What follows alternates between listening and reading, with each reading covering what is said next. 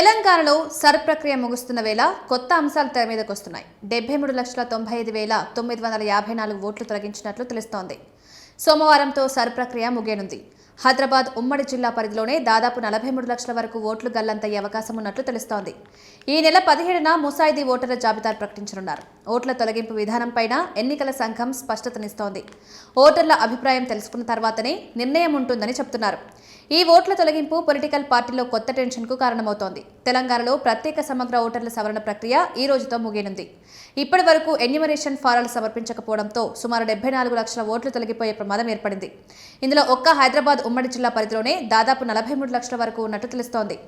2,64,30,496 enumeration ఫారాల digitalisation పూర్తయింది.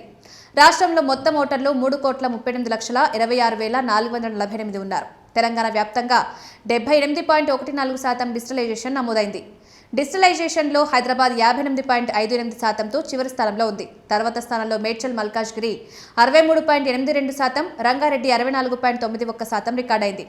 అత్యధిక డిజిటలైజేషన్తో యాదాద్రి భువనగిరి 94.3%తో తొలి స్థానంలో ఉంది. తర్వాత స్థానంలో మెదక్ 90.54%, సూర్యాపేట 90.43% డిజిటలైజేషన్ పూర్తయింది. దాదాపు 40 లక్షల మంది ఓటర్ల జాబితాలోని చిరునామాల్లో అందుబాటులో లేరని అధికారులు గుర్తించినట్టు తెలుస్తోంది. ఎస్ఐఆర్లో తదుపరి ఆగస్టు 17న ముసాయిదా ఓటర్ల జాబితా విడుదల చేయనున్నారు. ముసాయిదా విడుదల తర్వాత పేరు జాబితాలో లేకపోతే అర్హులైన ఓటర్లు క్లెయిమ్లు, అభ్యంతరాలు దాఖలు చేసుకోవచ్చని ఎన్నికల సంఘం అధికారులు చెబుతున్నారు.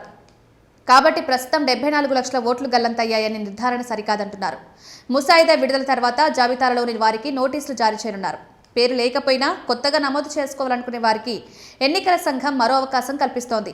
వారు ఆన్లైన్ విధానంలో దరఖాస్తు చేసుకోవచ్చని చెప్తున్నారు. కాగా ఇప్పుడు ఈ ఓట్ల తొలగింపు వ్యవహారంపైన రాజకీయ పార్టీలో టెన్షన్ మొదలైంది. సర్ ప్రక్రియ తొలి నుంచి పార్టీలు ప్రతిష్టాత్మకంగా తీసుకున్నాయి. ప్రతి నియోజకవర్గంలో జరుగుతున్న ప్రక్రియను పరిశీలించాలని క్షేత్రస్థాయి నేతలకు సూచించాయి. కాగా 17న ప్రకటించే ముసాయిదా జాబితా తర్వాత ఈ వ్యవహారంలో కీలక పరిణామాలు చోటు చేసుకునే అవకాశం ఉంది.